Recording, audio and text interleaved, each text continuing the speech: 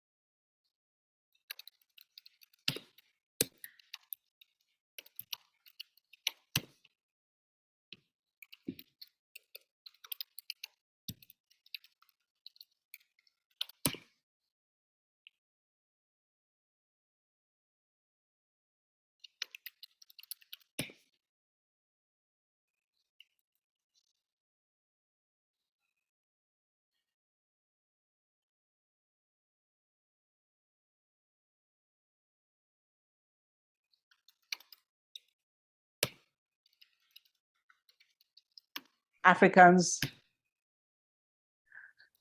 the Africans love, they are natural storytellers. You don't think so? I think so. Now, just try this. Stop on a random street. You're going somewhere. You don't really know where to go. You have the directions, but Google Maps has let you down, which has let me down a few times, you know. So you stop on a random street in any random country in Africa, any African country, and ask for directions. And boom, 8 times out of 10, what do you get? Find yourself in the middle of a riveting conversation you didn't bargain for. Go around that place where they sell akara, under that mango tree, you see the woman. Don't go right there. Then just go down where there's water on the right side. Don't go right there. You know, we are natural storytellers. We really love hearing and sharing stories. I tell my daughter stories. It's the way in which we share our family history, especially if they didn't get to meet those family members. They also share family events and reinforce our cultural values that way. My parents used to tell us stories as well, family stories. You know, I learned a lot about life and living from my mother when I was with her in the kitchen with my other aunties and cousins. But I actually tell you the truth, I love my dad's stories more because he would share the family scandals, and that was just such fun, very thrilling to hear those stories. So for a nation, for a people, for a continent with storytelling in our DNA, it is really natural for us to pivot from oral history to formalizing our storytelling processes and mediums. And so for the next 5 weeks, this is what we are going to explore. How have we formalized and professionalized our storytelling inclination? And which are the mediums that we use? And who are these incredible storytellers who help us conserve, curate, and tell our stories? So to help us lay the foundation for this exploration is someone that I consider my new good friend. His name is Chris Odeh, and if you don't know him yet, this is your opportunity.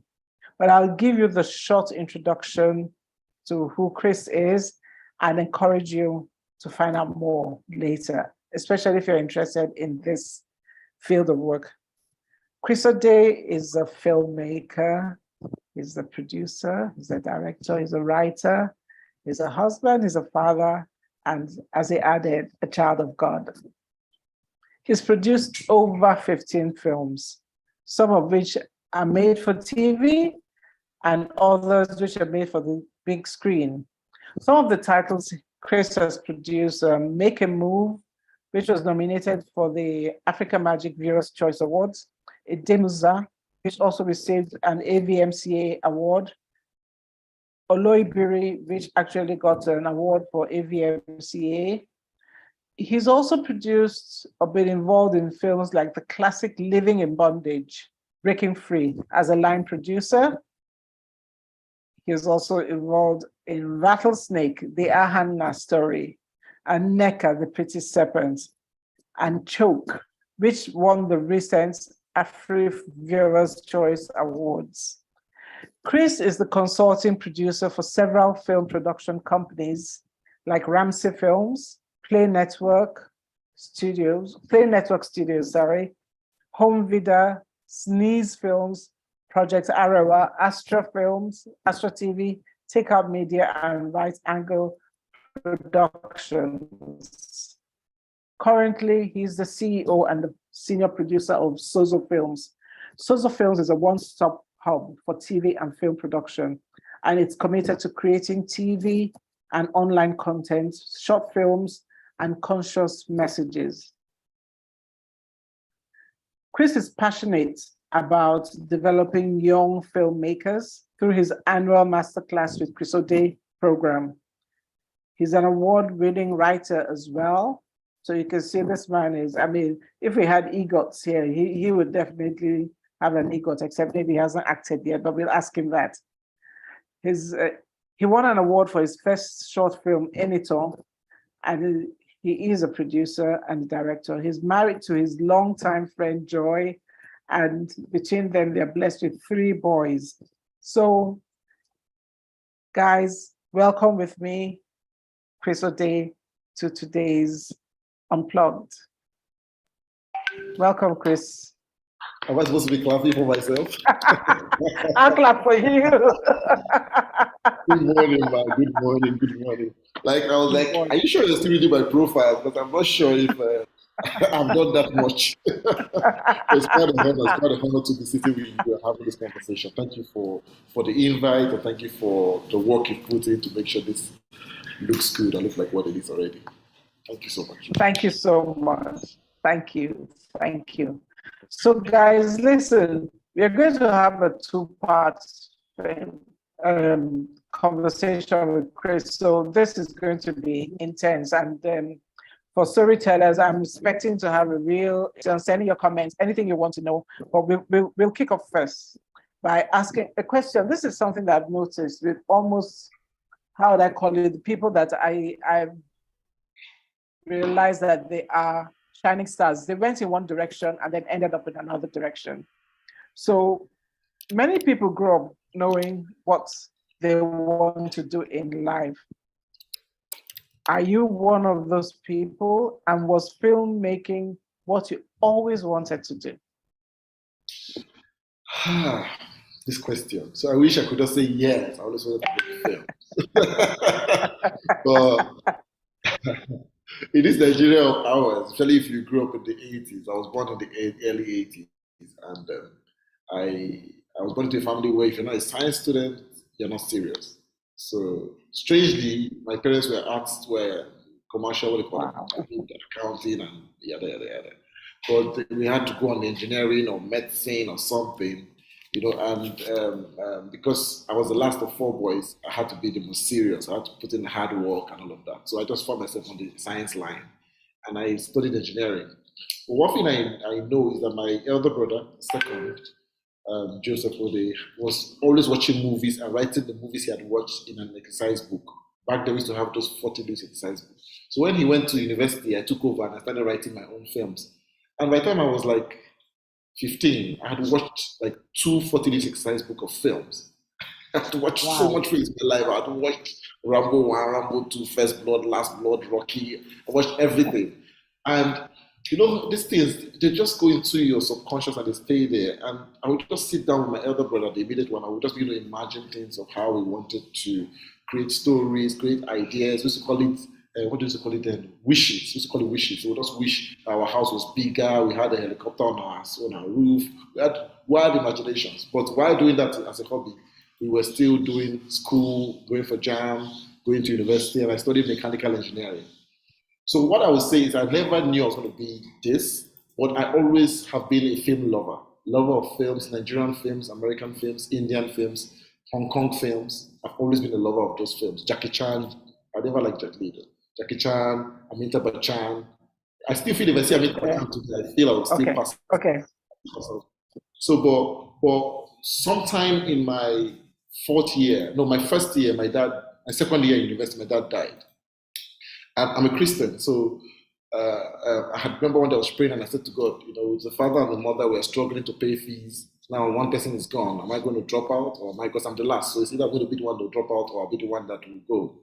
So, and there's this scripture I saw, I don't know if I'm allowed to say that. And he says he's the father to the fatherless. And that just consoled me. And God said, I would give you, when I said, okay, if you're going to give me money as my father, are you going to be sending me money from heaven to earth? How's it going to be? I'm an Igbo boy. Let's know how this transaction is going to be. So then I realized I could be humorous, I could be funny. So I started doing this MC thing. And I was living in Kano then. So Kano was a small, old but small town. So I was doing MC for banks, for wide parties, weddings, making 20,000, 15,000, 10,000. And if I knew what, I was really a big boy in school, you know. Then from there, in my final year, I used to be one of the best students in my class. But my final year, I had a carryover, my first carryover in my career in my school, in the second semester of the fifth year. So I had to spill. So imagine one of the best students spilling, and people were like, "No, the man didn't like you." I spilled twice. And in Wow. that period, my life shut down because I've been this guy that is intelligent, sharp, everything is moving, then I'm spilling. My mom was like, this is a shameful act. And it got me to now think about my life again. And at that point, I started thinking about everything I had loved and I hated. And I found purpose. I realized that as much as I could do engineering because I could pass the exams, my heart wasn't really there. So while I was going to finish this school to give the certificate to my mom, which I finally did, I knew that I wasn't just a film lover, I was a lover of the art of filmmaking. And so from that time in 2006, my journey to make, which is 17 years ago, my journey in making film started. So I don't know if you Started. say I always knew where I was going to, but this gives you an idea of how I came about this. Yeah, I think you always knew where you were going towards. Sometimes as parents, we influence our children. But I bet you, and this is a follow-on question, I bet you that there are aspects of what you studied in engineering that you're using today. Sorry, Correct. come again. You broke for a bit. Oh, okay. Come I again. said I bet you that there are aspects of what you studied as an engineer that you're using today. Certainly, certainly, certainly. I would tell you for free that even going to university gives you some sort of polish and confidence because as much as you know what you're doing, there's also the confidence of presentation, your ability to own your own art and your own craft. That I think universities, I don't know about now, but back then universities would do that for you because there's a lot of competition, a lot of presentation, a lot of coming in front of lecturers you like and hate you and all of that. The secondly is engineering is a very regulated industry, a regulated course. So I came into film with the mindset that things have to be done properly. So when I came, even though I was tossed into film, it was literally gifted to me. I started almost from the top. I knew that I had to go back and understudy the regulations and the systems and make them, like I love to say, make them empirical. So not just flukes and logs and strikes of coincidences, but make science become technology, which is be able to repeat processes again and again. So that I learned from engineering. And thirdly is I'm a producer, but you can't bamboozle me with equipment because I know about power, I know about the gears, I know these things. I know them. I might not be able to put my hands in the oil and get messy anymore because I don't know, I've turned out to be an agitator after a while.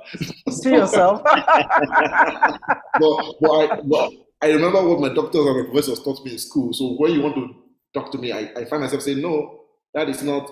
And even engineers are problem solvers. So my first instinct when I'm faced with a problem is solution.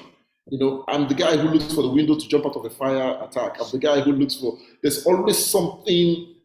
I call it troubleshooting. My brain just does involuntarily. I just like, so how do I? How do I? How do I? I think that is from, like my mom would say, that's from 8 years of studying engineering. I studied engineering for 8 years. 8 years of studying engineering. You So, you were well cooked. You were well well, cooked. So that, almost burnt, almost burnt. Oh, wow, wow.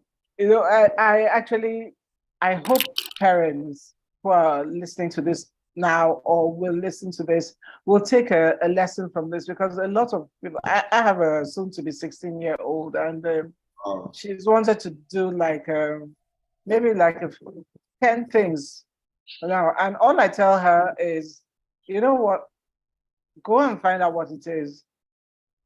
You will actually just Go read up on it. I never tell her don't do it because I know what I wanted to do when I was in school. And I tell you, I got into university in the, oh my goodness, in a different millennium, according to my daughter. I think she just means in a different century, which is correct. Usually correct, actually. But just to say something to that, I tell my kids that I don't believe that you should become something when you grow up. I think you can be a lot of things. I have a son who wants to be a footballer, wants to be an engineer, strangely. So I'm like, maybe my engineering genes fell into it, but he's more focused on football. So he keeps wondering, can I be a footballer and an engineer? And I'm like, you can be who you want to be and do lots of things. You can be the first medical doctor who flies planes and mixes chemicals. You can be the first gynecologist who reads news in the evening and also plays football in the night. I think gone are the days where people you have to be a doctor or One thing, yeah, you just yeah, even at some point you grow into you just realize you want to be an author for books. After you realize you want to be a speaker in events. After you realize you want to be so we can't limit our children to just you have to be a doctor and this doctor you will do it till you die. till No, you die. at some point you decide to be a consultant. You decide to just go to university and lecture. Like I, for example, I have a target at 45 to stop full practice of filmmaking and become a film trainer and a film lecturer. I think I want to spend time training the next generation on how to go about film because I've learned the regulations and the systems over these years, and now I'm realizing people are still jumping in the bandwagon without having the adequate knowledge. And I'm thinking if they're equipped, because there's an information surge in this generation. But however, Yes, it's like a drowning child in an ocean.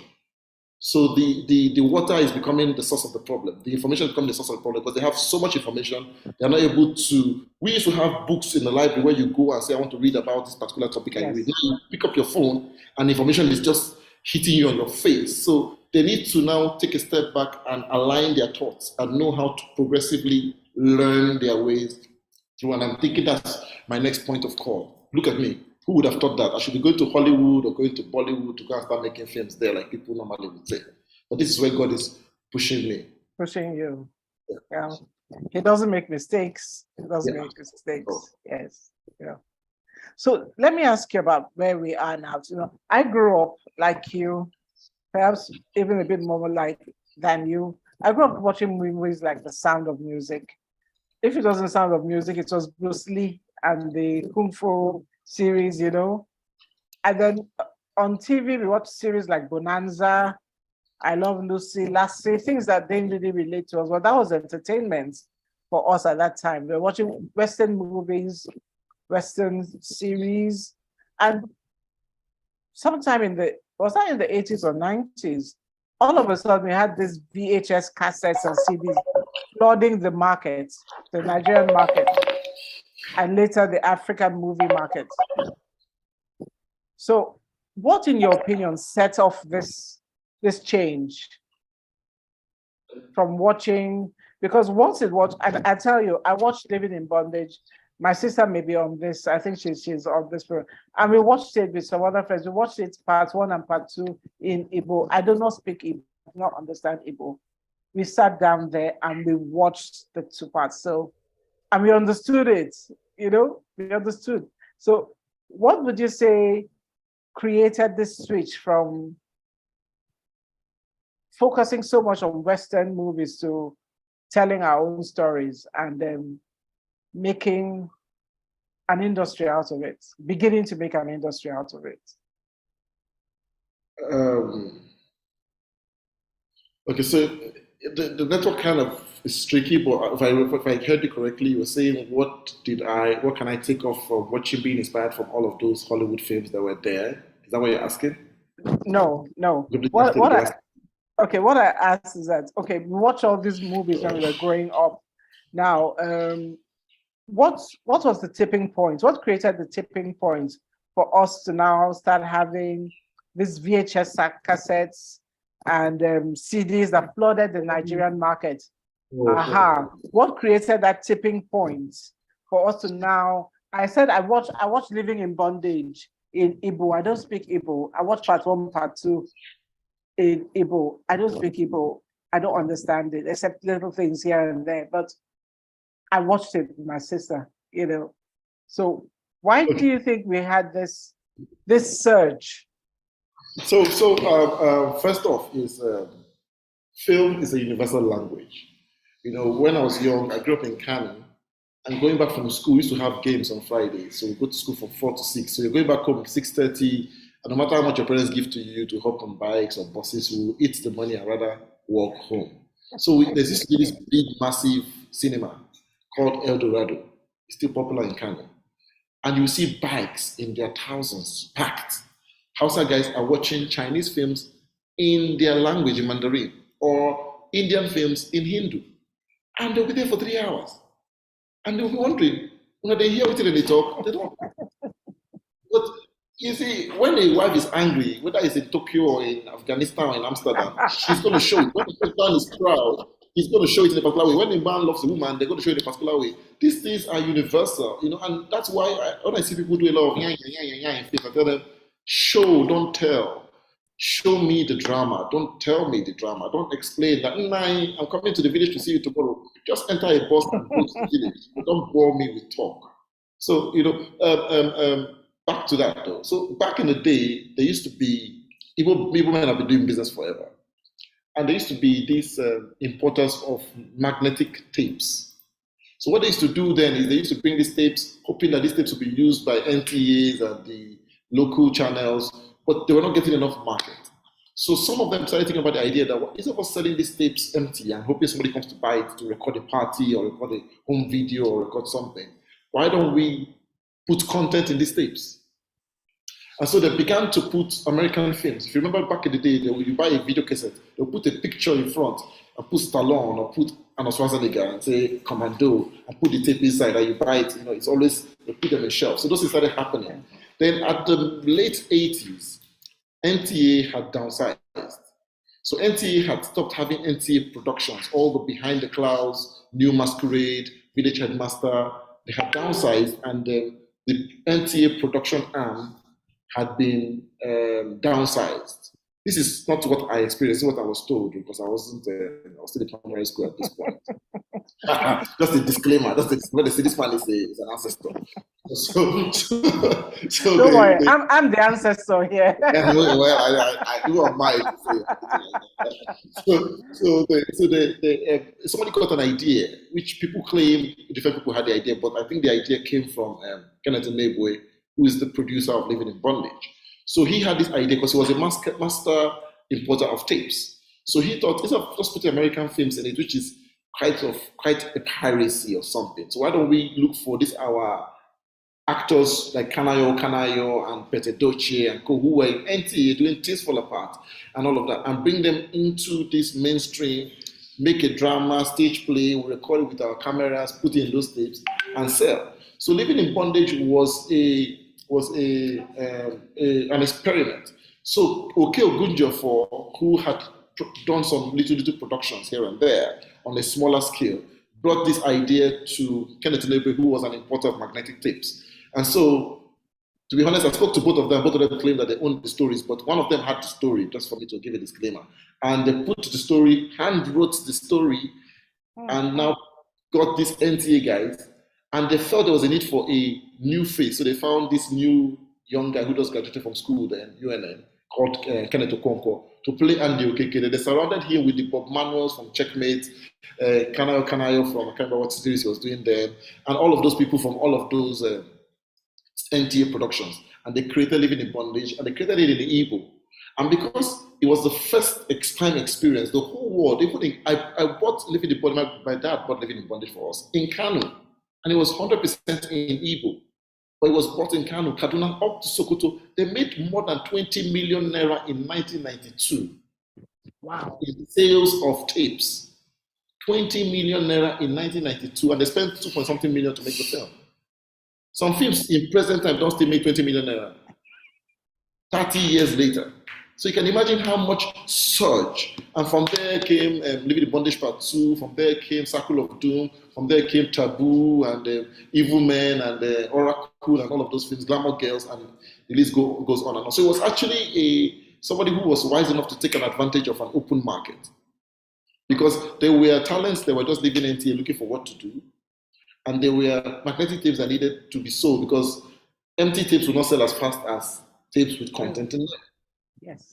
Yes. And because MTA had dwindled down to just news and basic content, they couldn't afford to do proper productions anymore. All the behind the clouds and the ripples and mind bending and all of this had gone. Oh, So mind bending was a serious one. mind bending was a serious one. I love Wow. my dad used to watch that every day. Yes.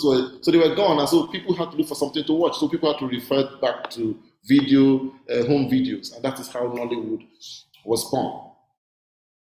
Hmm. Although it wasn't called Nollywood then, it was called Nigerian film industry, which had started earlier with the Ogumbes and That's what the you called it. We called it home video. That's what home we video. called it. So Nollywood, which I don't like the name because it was an American journalist that came and said this thing comes from nothing. So it's actually nothing wood. Oh, It's like really? yes, I thought it's it was Nigerian wood. oh, so because the end, so we adopted Whoa. it just like, but it was the first time the word came was an American journalist that said this can just bring out magic from nothing. So it's like nothing wood, so like Nollywood. So we now said, oh, N for Nigeria, N for nothing, Nolly, whatever. So I keep saying to people that it's Nigerian film industry.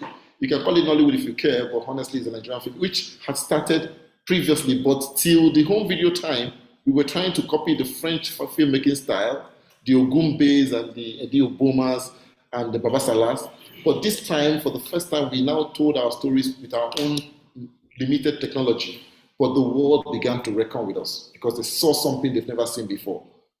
Access to our real culture, painted in our own way, speaking our own language, telling the story our own way. And I heard a couple of years ago that they found a guy who had an addiction, one of these Scandinavian countries, I think it's in Norway. The guy was addicted, a white guy, a Scandinavian, was addicted to Nollywood movies. So he would hide it under his pillow and watch it in the night when nobody's watching. Why would he have to hide? Well, who knows? Maybe racism or whatever. But the guy was bloody enjoying it, and he couldn't tell his peers that he was enjoying black people across the ocean doing stuff. So No, this is no, how. we tell great stories. I have a friend who lives in America, and when she wants to unwind, she'll just say, "Oh, my self-care is getting to bed or have a cup of tea, and I will binge on Nollywood movies and just have binge away, enjoy yourself, you know." So, yeah, I mean, there were some things that were coming to me when you were talking. Like film is a universal language, and that is so true because I've listened to, I've watched French movies, and I get it. I mean, even without subtitles, I get it. I watch South African movies, I get it, and then show me the drama. Don't tell me the drama. Very important, you know. And then what I also got is that content is king. Content is king. You have to have content, good content, increasingly good content in our days now. And I would like to give pay serious homage to the people who started off. They were very creative people. May have said that they were, what do they call them, businessmen, but they saw an opportunity. They saw a great opportunity, yes, I mean, for a long time, I called Kenneth Okonkwo Andy Okeke. That was all we called him. We just called him Andy Okeke, you know, in my circle of friends, you know. And even when I think my sister met him, or Kanai, or one of them, and she was like, "Oh my goodness," met him I think at the airport. Sometimes she's like, "Oh my goodness, I met this guy." I'm like, "Okay, that's cool." That's cool. Yeah. So my next question really is about the woods. We have so many woods, enough to populate many forests around the world. We have Hollywood, we have Bollywood. Now Nollywood is, now that you've said it, well, let's just take it. Well, what's in the name? What's in the name? What's in the name? What's it called? Yeah. A rose is still a rose by any other name. Yes. That I hear there's Gollywood. Yes, from Ghana. From Ghana. And yeah, they took us verbatim. They took us verbatim. They literally took us. You're not going to start a Ghana jollof and Nigeria jollof for war. Yeah. Well, let the answer be in the pepper. Hey, okay. Recently I watched something. Let me tell you something. I just watched something on social media, and they said it was South Africa, and said, he likes Nigerians, but many people don't like Nigerians. And when you ask a Nigerian, if you ask most other Africans a question, and please, I love all my African brothers, really. So if you ask other Africans a question, they probably say, "Oh, pardon, what do you mean?" That if you ask the average Nigerian, say, "Eh, what did you say? Say it again." That the aggression will come with, that will really come with the pepper. We are very aggressive people. Too much We are. energy. We Too have. much We energy. have. We have a lot of energy, So, what is the difference between these different? I hear there's Kannywood as well. Which one is Kannywood? Kanye was in Kano. So Kano. yeah, that's my home, so Kano. So Kannywood. So they were just like verbatim, taking what Nollywood was saying to Kannywood, Gollywood. And there are other ones that are trying to also frame, they're trying to look for how their words will work. The good thing is Hollywood is actually influencing the world, to be honest. It's Okay, just so painful that while Hollywood is trying to take the shine, but they're not the owners of the filmmaking journey. They're not the ones who started it. They just made it more popular. Filmmaking backdates to England, backdates to France, backdates to Central Europe, where stories were told in Russia and all of those places, even more than even Iran and places like that had strong film cultures. But American Hollywood, the Jewish people in America were fast to make it popular. They took their films beyond the shores of America. America is already more than 10% of the world, so or then as at then, so they were able to push very hard to see how they could expand their reach and all of that. So as much as we give them, a lot of people are copying them now, but I honestly do not think that they are the fathers of film. My bias, though. My bias. But oh no, your opinion is what we want, and that's important to us. But I want to know what are the divergences and convergences between these different woods? it's straightforward. It's pretty much language and culture, which for me is the same thing. It's language and culture, and so as much as which is why I said what I said earlier, that it is supposed to be based on civilization. So I will say this, and I really don't care what other people think about it, but I think the limitation of our industry as Nigerians is that we're trying to tell Nigerian stories with an American civilization, and it's limiting. And it's getting worse with the influx of the American platforms asking for us to make content for them. And they want us to make the content for them in their own technologies. And now it's affecting the way. So I'll give an example. If you go home and you tell your great grandmother that her best friend is dead, she's going to yell the whole village out. She's going to yell. But if you go to England and tell an older woman that her best friend is dead, she's going to implode. She's going to go quiet and look confused. So we are very loud, expressive people. But in the way film is made, if you become loud and expressive, you look like you are too much. The director will tell you, no, cut it down a little. It's a bit too much. So theater, stage, seem to help our own mannerisms to work. But film tells you, relax a bit, calm down, it's not that deep. But your grandmother will not say it's not that. She will call out her neighbors, because that's the way we are a community, we're communal. We believe that I won't suffer this alone. You know how they crack this joke of NEPA taking the lights in your house and you look through your window and the other person doesn't have that. Say, thank God it's everybody. But if it's only your house, you start calling, what is wrong? What is, that thing of, it's not living, I don't have water. It's not living, I have. Even yesterday, my neighbor called me and said, do you have water in your house? I said, no. He said, oh, I thought it was just me. And he walked away without even saying good night. So we are very communal in our psyche. So back to what I'm saying. So it's the culture and the language for now, but I also think that the filmmaking technique have to be different. If you watch the British films, they like to allow you hear the air in their films. They're not very quick to put music and tones and they will just leave you. The film will just be very quiet. Manchester by the Sea. You find the films you hear the honking of the horn on the street. It's filmic, it's arty. So Americans are very loud and poppy, so you're putting music, staying alive. So their style. Apart from that, so now the language, the way Americans talk, they talk over themselves.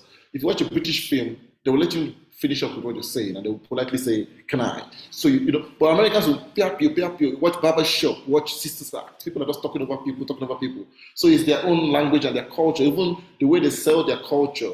We all think today that American president is the most powerful president in the world. Why? Because that's what films tell us.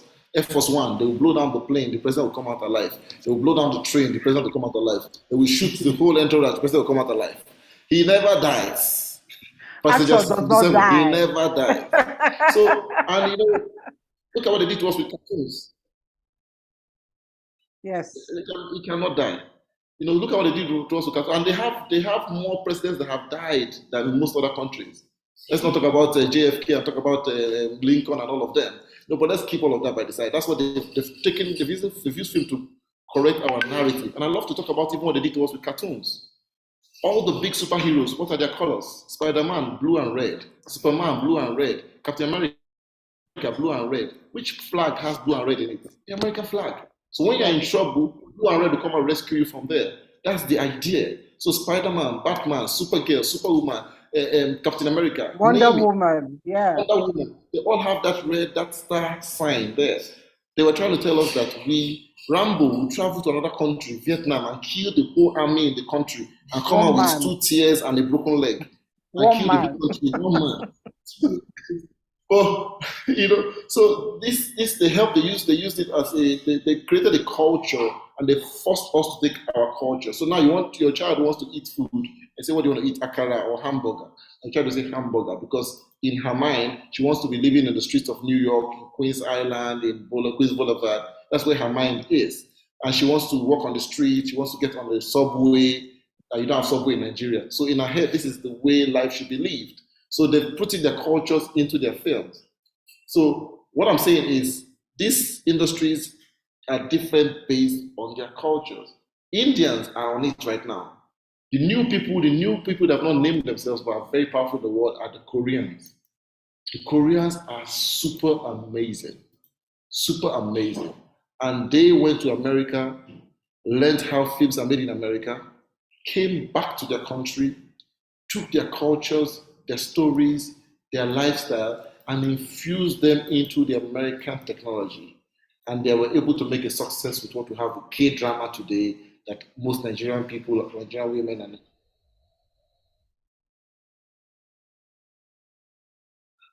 I think we lost you for a bit. Yeah, you lost me. The network went wonky. I was saying a very important point about K-drama. Koreans. Please say it again.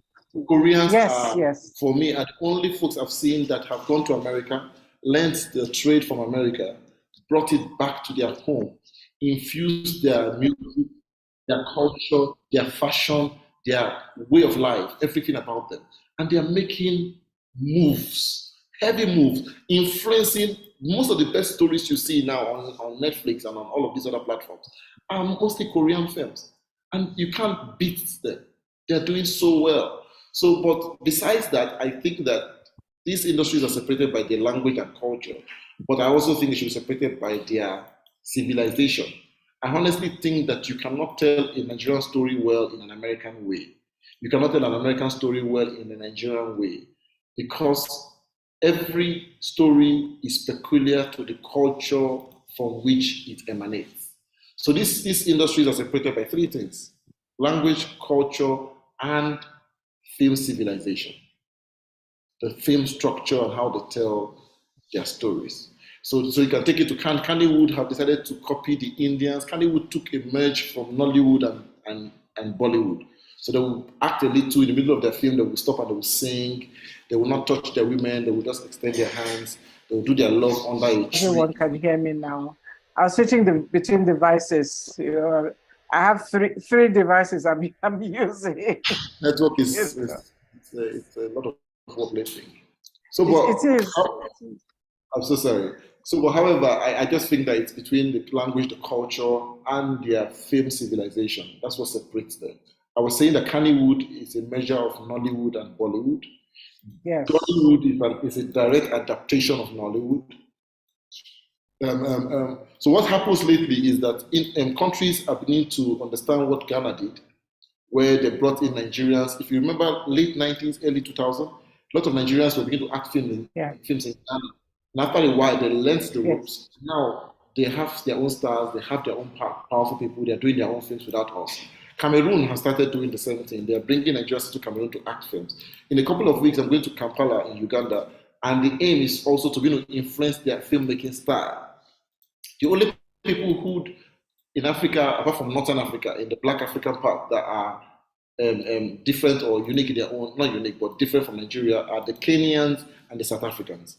The Kenyans have decided to go with the flow of the festival kind of films, which is the European kind of films, the French films, and all of that. South Africans have been Yeah. blessed because of Cape Town. So there's been a lot of inflow from Hollywood into Yeah. a lot of American films you watch, like Mad Max and Fury. A couple of them were shot in Cape Town. So they come into these towns to shoot their films and to shoot their commercials. And in the process, there's cultural exchange. And so South Africa is able to inspire themselves from American film civilization. But the rest of Africa, the West Africa, Senegal, Ghana, Cameroon, Benin Republic, Mali, Niger, they are taking a leaf from Nigeria to know how to fashion their film industry. So, but basically, language, culture, and film civilization is what separates these three industries. I'm a little bit, I heard what you said, but I'm a little bit worried. And let's poke into that. You started off, and you said it so quickly that if I wasn't paying attention, I would have missed it. That these new platforms that are coming, they are forcing us into a certain format, or trying to force us to fit a certain format.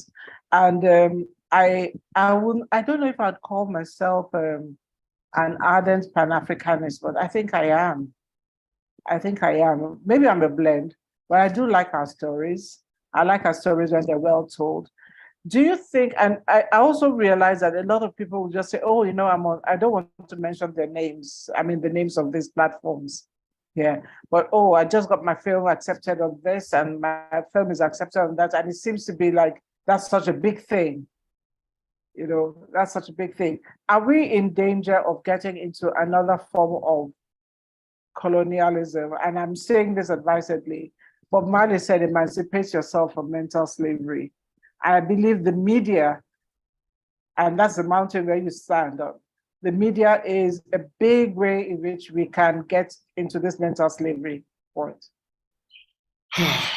So I believe in what Mr. Mali said, but however, I think that slavery is first internal before it's external. Even when they took them as slaves into the ship and took them abroad, one brother betrayed another brother. And the brother who betrayed, so the person who sold his brother to slavery actually is in slavery, because the mentality that allows you to take a mirror or a cup of gunpowder or a knife or a gun. Or a dressing gown. A dressing gown. A dressing gown, yes. Chris, a dressing gown. It's a mental slavery. So they bound you mentally to bind your brother physically. We are working on a film called Igbo Landing, where some slaves went across the world, almost into the West Indies, and decided to drown themselves as free people than to live as slaves in another man's country. Now, those people were bound by fetters and chains, but they were not bound in their mind, so they were not in slavery. But the people who sold them, as far as I'm concerned, were bound in slavery. So what we did is that when Lincoln and co. abolished the law, they abolished the physical slavery. But one thing that we've not done is to abolish the mental slavery. So when I see this green card and all they call this green card, what they call this visa lottery, where people pay to go and do ad hoc work and makeshift jobs in America, wash dead bodies and do things they would have not done in their own fatherland in the name of living abroad. I had a conversation with my brother and my mom day first today, and they talking about going abroad. And I said to them, if I cannot be at the level I'm in my country, in another country, I'm not going to go there or better. I'm not going to go there. I'm not going to live in another country and be richer in another country. So I live in UK as a broke person, but I'm rich in my village in Malaysia. It doesn't make any sense to me. So I have to come back for Christmas to experience my wealth, and I go back to my routine in Ipswich. It doesn't make sense to me as a human being. If I can stay there and build a house there, and build a fat company there, and build a family there, it makes sense. But if I have to live there only to bring the money, convert it to Tinubu's Naira, for it to make sense, then it doesn't make any sense to me. So, but back to the international platforms, I'm very You know big. why I'm laughing. You know Yeah. why I'm laughing. But we'll let it pass. Oh, we lost you. Oh, Yeah. am I back? I said, you know why I'm You're laughing, back. but You're back. You're back. we'll let it pass. Something you just said, but we'll let it pass. You, oh, am I back? Yeah, I better don't now. know if Better I'm now. Yeah. okay. It comes and Okay. goes. All right. It comes and goes. Oh my Okay, I can goodness. hear you. I hear you. I hear you. Okay. Okay. Okay. So you were going to say something about the foreign platforms. Yes, yes. So for the foreign platform, I'm very big on this thing of victim playing victim on scenarios. I do not think that we can play victim to uh, the scenario with the international platforms. I think the international platforms are doing what they should do. What we are the ones that are not doing what we should do. Now, for your film to travel wide and clear, it has to be in the Hollywood model. Hollywood model is the only model that has traveled the entire world without hindrance. Every other model in filmmaking have had limitations. The French filmmakers have stayed in film festivals and francophone countries and all of that, where they have influences. But Hollywood had, so if you let's look at the actors. If I tell you now that the top 3 richest actors in the world are not in Hollywood, would you believe it? The top 3 richest actors in the world are not Boggles my Hollywood. mind. You Google it. Shah Rukh Khan in India, Amir Khan in India. Ah, They are far, far richer. But don't forget that they live in a continent. India is a continent. India is 3 times America. So one film that succeeds has 1.2 billion people purchasing and worshiping the actor. watching. Yeah. So they Yeah. don't need Yeah. to travel around the world to amass, but America will have to travel around the world to amass that kind of accolade. So the point is the international platforms are trying to reach out to more countries. So you see their measurement of success is the number of countries that they've amassed and the number of subscribers they have in those countries. So that is their own benchmark and that's their own KPI, their key performance index. However, I can't, because of another person's KPI, change my own KPI. So what I do is that I have to look for how to appeal to all my markets. I have a Nigerian market, 220 million people, readily available for me to engage with me. But I also have a global market, which is created by the KPI of these international platforms, ready to engage with me. How am I able to provide different solutions to different people? Or how am I able to decide which one belongs to me and which one does not? The problem is where I begin to feel like, because me, Chris Odeh, I'm dealing with these international platforms, and we're speaking Oyibo, and I'm traveling to another country to go and have meetings and come back. I am better than the guy who's making film in Asaba, close to my village, and he's selling it on YouTube and making money. No, he's also a filmmaker. He also has access to his own market. I have access to my own market. My market might speak English, wear ties, have brighter skin. His own market might be people that use their phones in Onitsha market and watch his film. But we are all in the same journey. Source of story, sink, consumption. We have a full cycle of our thing. So I can't be create classism based on where my content goes to or not. But the way Nigeria is, if I fly with you tomorrow and you are in the business class and I'm in the economy, there's a way you greet me when we meet at the footstep of the plane. How are you? How are you? I have to greet you first because you paid 50,000 more than me. So it's not their fault. It's our fault. It's all our fault. They're not saying these films you are showing here, you have a lot of people in diaspora and you have other people who are not your country people who would love to enjoy. Let us help you take your film to more people outside Nigeria. That's what they came for. But what we did was to now abandon our own ship and say, oh yeah, take me there, which is still the mental slavery I spoke about. So when people hear that Chris is dealing with a particular platform, they send me, help me, my son is in school, no school fees, because in their mind, I don't blow. You know what I'm saying? But I also want to make a film about my village, and I don't intend to put that film on the platform because Yeah. it's not going to work out there. It's the people in my village that need to watch it to be inspired to know that we didn't get into the river Niger in error. Something really happened in time past, and speak our language, speak our dialect in the film so that they can understand, and also preserve our culture and our heritage. That thing is not for us to take to those platforms. It is for us to put there. They maybe put it in the festivals, or they can celebrate my village when they show it to those festivals. That's a different kind of film. Now we also need to make films that we can put on African Magic that people can watch in their houses, on Iroko and all of those people. Also make some films that we can put in the cinemas for the middle class people who are in between trying to be rich and trying to be poor, and they're just somewhere in the middle, but they want to feel fine on Saturday with their family, watch a movie, take ice cream, eat popcorn. Those people. So you have to be able to find your own niche and stay there and not allow your niche define how royal or regal you are, but just allow your niche, focus on your niche and make sure your niche is happy with you. So having said that, it's not the fault of the platforms. It is the fault of the producers who are so hungry.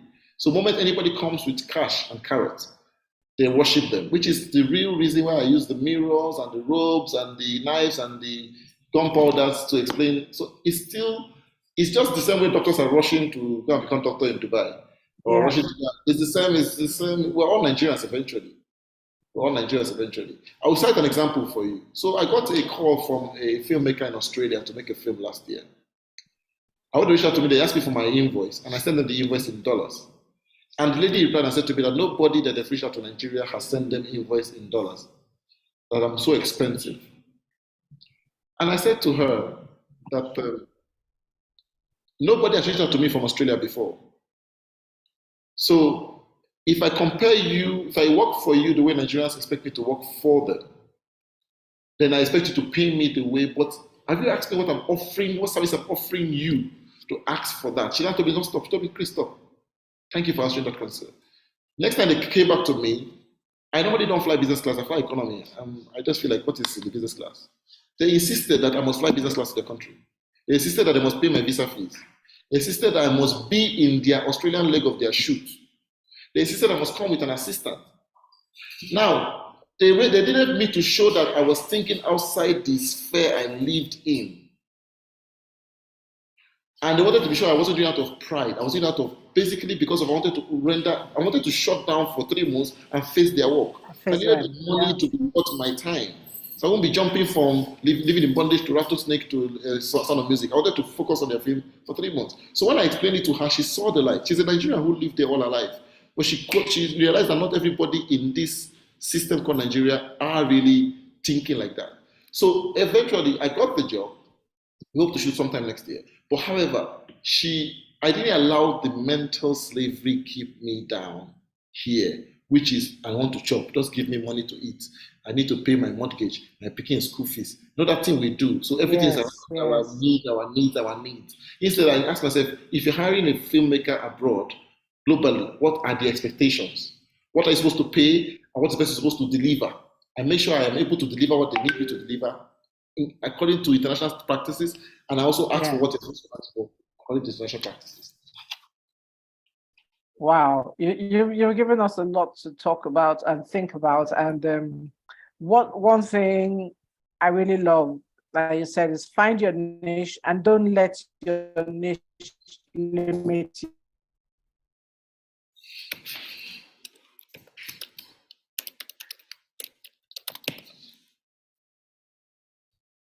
Are you there? It's called Joshua.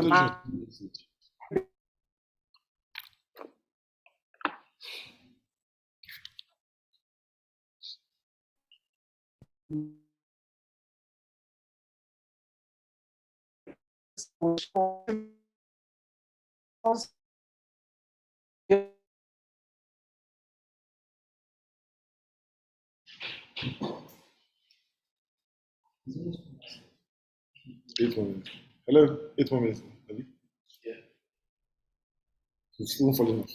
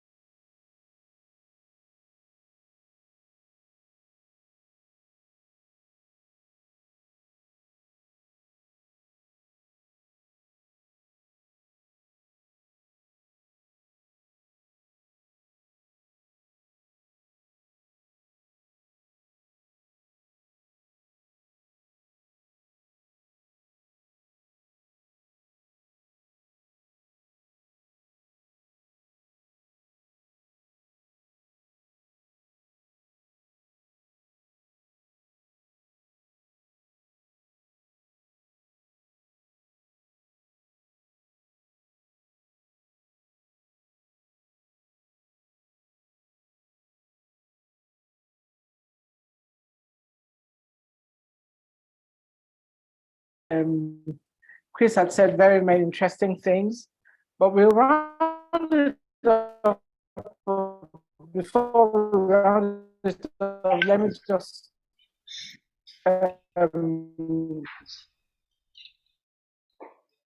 okay, Chris is back. Thank you, Chris. Thank you for being very patient with my unstable network. One of the part one, I have just like minutes left on this. And I liked what you said about find your niche. Don't let your niche limit you. And also be authentic to who you are and take the chains off your brain. Be who you are, whatever the platform is, tell your story, be who you are. And I also love the way you dimensionalize the filmmaking, that somebody could use the camera and tell a story. And that story is so valid for the people.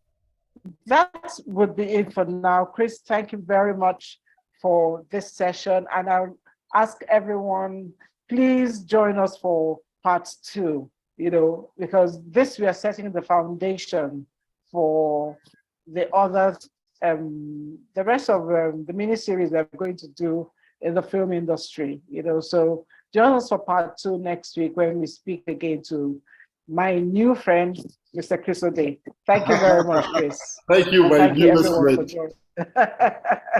joining. Thank you. I take it seriously. Thank you, everybody, and see you next week. Thank you, Chris. See you next week.